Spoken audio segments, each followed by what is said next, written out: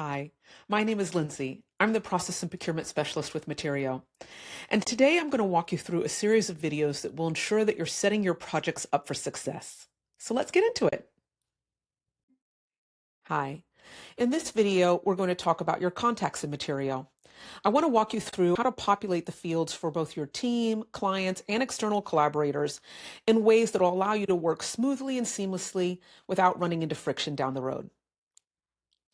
Let's start by going to the global menu, and we'll select Contacts. Here, you'll see fields for team contacts, client contacts, and external collaborators, including all of your subcontractors, vendors. Let's start with team contacts. As you can see, I already have a number of team members already added. I just want you to be prepared for the fact that when you go to add a team member, at that point, you will also determine the permissions that you want to assign to that team member. You're going to tell Materio what you want this person to be able to see and do across your account. Let's add a team member together. I will click Add Employee. And first, I'll just want to give my employee a name and a job title. Now it's asking me for the cost per hour. It says here, fully loaded hourly cost for this employee, including their pay and overhead. So what I want you to know is that this is not just what they make. This is not just what you pay them. This should be inclusive of overhead costs if you have an office, if you have softwares that you invest in, including Materio. All those things should be taken into account as overhead and added to what you also have to invest to pay this person. So altogether, we should have a cost rate. Let's say for this senior designer, I'm going to give them a cost rate of $75 an hour. Okay. Now it's asking for the billable rate. So Materio wants to be able to know the difference between what you have to pay to house and employ this person, but also what you want to bill the client so that we can understand profitability. The billable rates are going to be public. They'll be visible to your team and to your client. And we want these to be inclusive of not only what we pay the employee, but our overhead costs, as well as our determined profit. So let's just say I'm going to give this person a billable rate of $195. Now, there's two ways to do this. I have assigned a billable rate of $195 to the senior designer for all activities that they might engage in. Alternatively, I can also say that I want to actually have everybody bill based upon predetermined activity rates. So I have activities already set up in my system. You would do this somewhere else in Materio. We've covered that in our time tracking video, which you can certainly reference. This is something that you can set for your firm, and it's firm-wide. It's not per project and it's not per employee. But Materio is accessing this information that I've already entered, and it's allowing me to pull it in here. I have set up all my activities to reflect the person who might be doing them.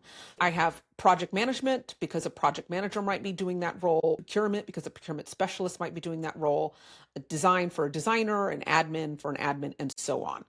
So what I might want to say is I might say like, hey, we're really busy and everybody is doing everything. And so I might have a senior designer doing admin tasks. And in that case, I may not want to bill these admin tasks at the full rate of a senior designer.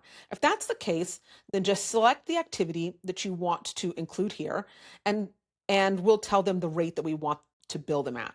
So I am actually setting this at a specific number because, say for an example, for admin rate, I may not want to bill at the senior designer rate, but I also need to make sure that I am covering my cost for this person. So let's just say that the lowest that I can go for admin for this person is 75. And that means I am telling Materio that I do not want to make any profit on admin cost if this person has to do it.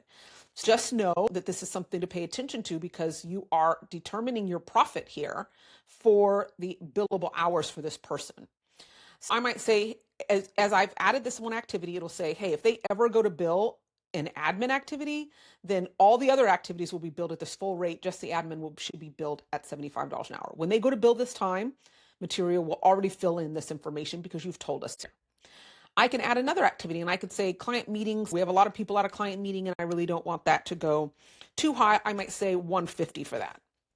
And again, it's just continuing to capture all other activities that will be billed at this rate.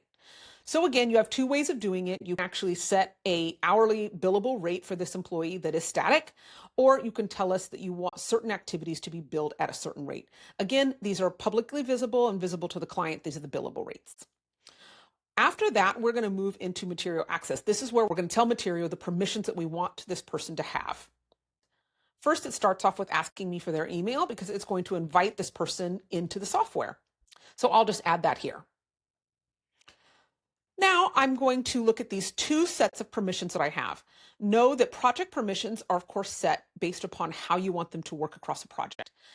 These additional permissions here are given on top of project permissions. It starts basically from the most amount of access that somebody can have, and it backs down. I'm going to start here with giving my employee full edit access. It says they can create and edit projects, see financials, manage change orders and selections, and communicate with clients. Basically, they'll have the permission to do whatever they need to do work across any project. These two lesser permissions, these are restrictive. And these are less common to use, but there are reasons why you might use them. Let's say that somebody is in a provisional training stage, or maybe you have a summer intern. There are reasons that you might want to restrict the access that they have. So if I give them view only, that means they can see all the project information, but they can't make any changes. They can't approve a selection on behalf of a client, and they can't add options or send anything for approval. They can't take action. They can just watch. They're a watcher on this project. If I choose restricted view, which is no financials at all, they'll see the project. So they'll see the scope and they'll see selections. There won't be any numbers attached. They won't see any financials at all, including budget numbers or cost of product. For most people that are going to be working with you, full edit access is what they'll have. So I'll go ahead and choose that for my team member. These additional permissions here are for, say, more management or assistant type of level work. Admin is going to have the highest permission. Admin is going to allow this person to essentially work like the firm owner across this account. So they can manage all aspects of the projects and the account, including add or remove users. They're not going to be able to cancel your account or change the owner's information for the account, but they'll be able to do pretty much what you can do in an account outside of that. So this is going to be the highest permission available. And just know that with this permission, this person will see firm financials, and they will also see the cost rates for team members as well as their time billing. So that's important to know. Another one where the cost rate for team members is still visible is the view reports. This person has access to view detailed financial reports on all projects, meaning they would also be able to see cost rates for other team members. They can't take some of the actions that the admin can take by adding and removing users, but they can see all of the same information.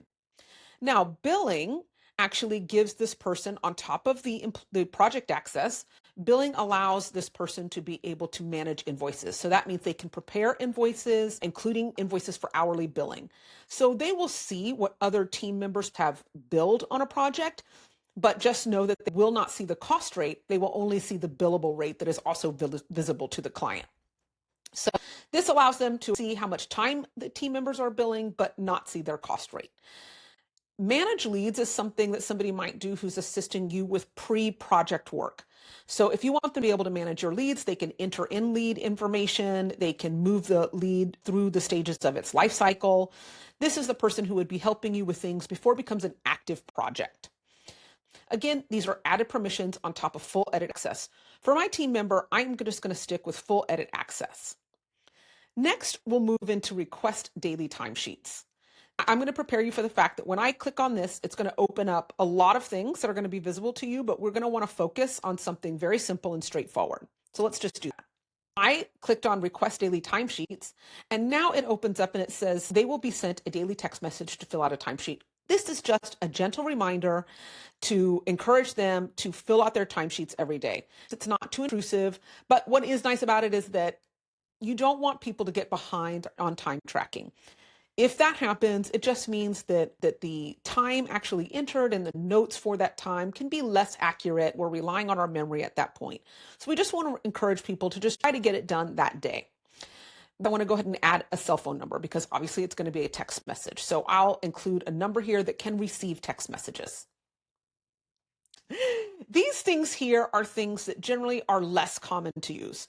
I just want to tell you what they are, but this is not something that you have to use at all. This allows me to tell Materio what categories this person can bill on. The reason why this is less common is because categories can be customized in a scope, and so they can be different than what you see here. If I add categories into my scope, let's say something that I don't see here, like maybe bedding or decorative lighting, then I'm not able to include that here. There's also things here that I may not use at all. I may not use demolition or field supervisions. This list isn't super accurate to what your project categories might look like, which is why they're less common to use. Just know that if you want to explore these and determine if they're helpful for you, beyond that, this is legacy and something that you, if you're adding an employee at this point, probably will not need to pay attention to. So I just want you to know that these things are here. You can explore them and use them if you like.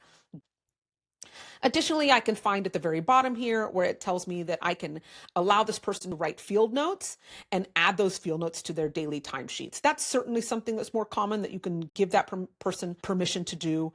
Also, if it's a full-time employee and you want them to be able to track their paid time off, you can do that. So the key features are turning on the request daily timesheets and giving us a phone number that can receive text messages and telling us whether you want them to be able to include field notes with their timesheets and be able to track paid time off.